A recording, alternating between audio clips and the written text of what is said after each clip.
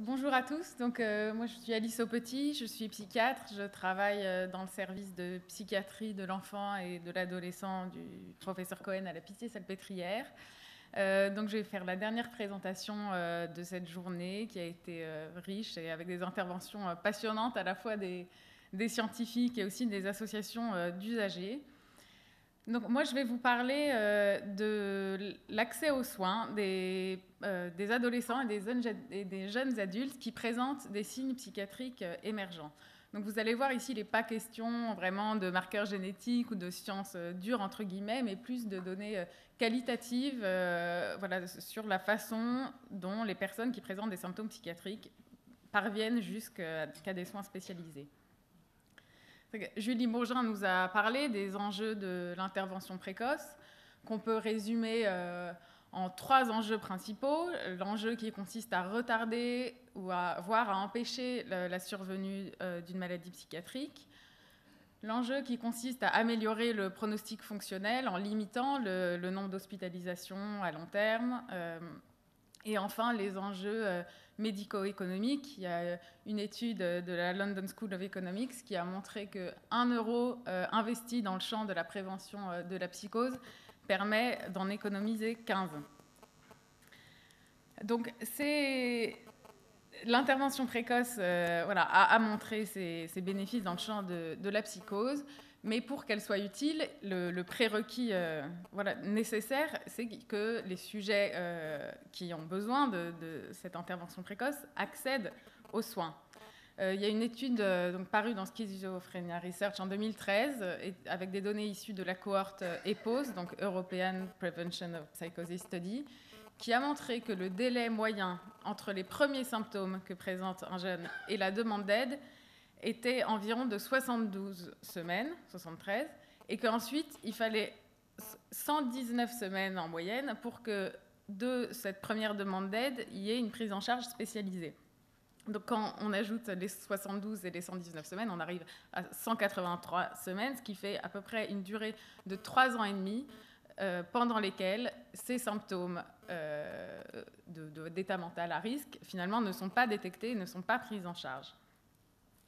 Ce qui est finalement une perte de chance pour les patients. L'accès aux soins est un processus très complexe. Je crois que dans les situations cliniques que rapportait Madame Souris tout à l'heure, plus spécifiquement sur le syndrome d'alcoolisation fœtale, on voyait bien que c'était un vrai parcours du combattant pour les familles d'arriver à obtenir le diagnostic adapté, les soins qu'il fallait, etc. Donc je vais vous présenter un peu les déterminants qui ont été identifiés dans ce processus d'accès aux soins. On peut les regrouper en 3 grandes familles. Les déterminants individuels, les déterminants sociaux et enfin les déterminants liés au système de santé. Dans les déterminants individuels, il y a tout d'abord les symptômes que présente l'adolescent ou le jeune. On sait que les symptômes les moins visibles, ça semble assez logique, mais c'est confirmé par les données, comme les symptômes de dépression, de repli, ces symptômes vont être moins facilement détectés que des symptômes plus aigus, plus brillants, comme un passage à l'acte, comme des idées délirantes, comme une tentative de suicide, etc. Ensuite, il y a un effet qu'on observe des caractéristiques du sujet, notamment le sexe. Les filles accèdent aux soins plus rapidement que les garçons. Elles font plus de psychothérapie, elles sont plus à même d'aller consulter. Il y a aussi le niveau de compétence émotionnelle, c'est-à-dire l'insight, la capacité de reconnaître ces émotions qui, bien sûr, entrent en jeu. Et aussi le modèle explicatif des troubles. À Sainte-Anne, dans le service, on a interrogé des jeunes qui arrivaient jusqu'au centre de détection précoce pour savoir comment ils étaient arrivés jusque-là. Et ce qu'on observe, c'est qu'il y a tous les jeunes qui sont arrivés dans ce centre d'intervention précoce ont imaginé un modèle explicatif de pourquoi ce qui leur arrive.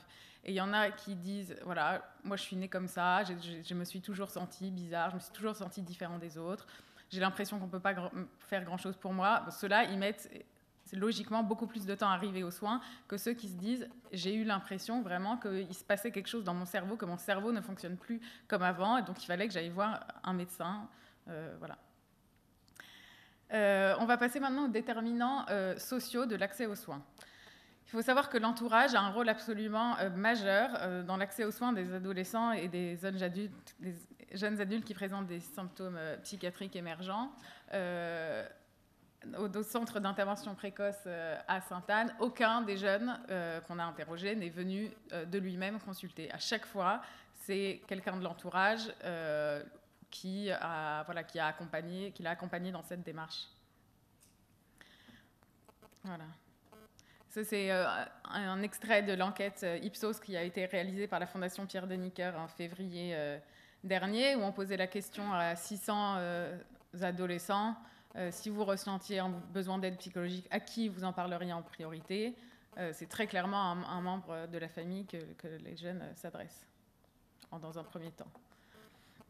Ensuite, le degré de stigmatisation véhiculé autour du jeune a évidemment un impact très très important. Les jeunes qu'on avait interrogés disent voilà, qu'ils hésitaient à venir, ils n'avaient pas envie de passer pour un faible, que ce qu'on leur faisait ressentir, que c'était voir un psychiatre, c'était pour les fous, etc.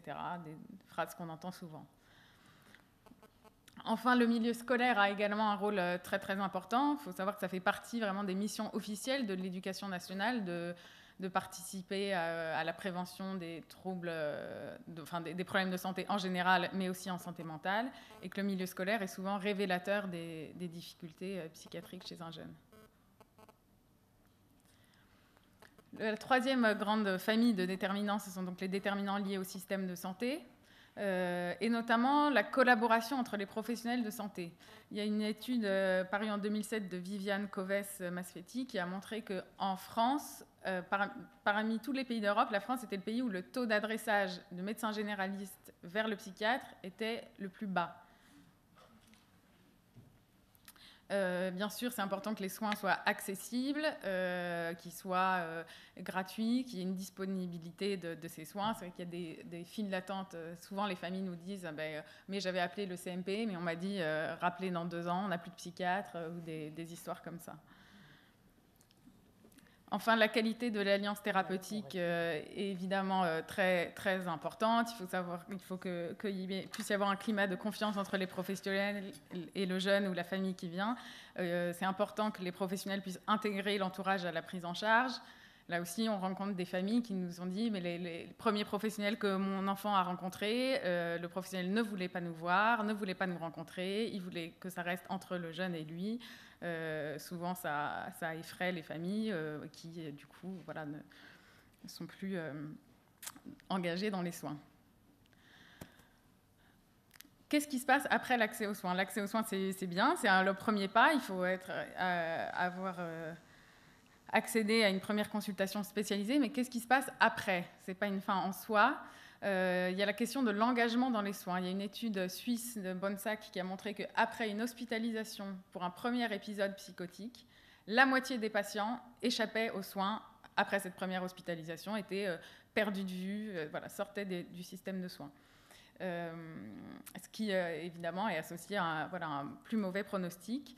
Les facteurs de risque pour d'échappement aux soins, c'est plutôt les personnes qui sont isolées sur le plan social, qui ont des antécédents judiciaires. Les facteurs favorisants, c'est assez intéressant, c'est que le diagnostic soit discuté avec le patient en cours d'hospitalisation, c'est-à-dire que le médecin psychiatre puisse dire on a identifié tel symptôme, et donc l'association des symptômes, ça nous fait penser que vous êtes atteint d'une schizophrénie ou des choses comme ça, ce qui n'est pas systématiquement fait.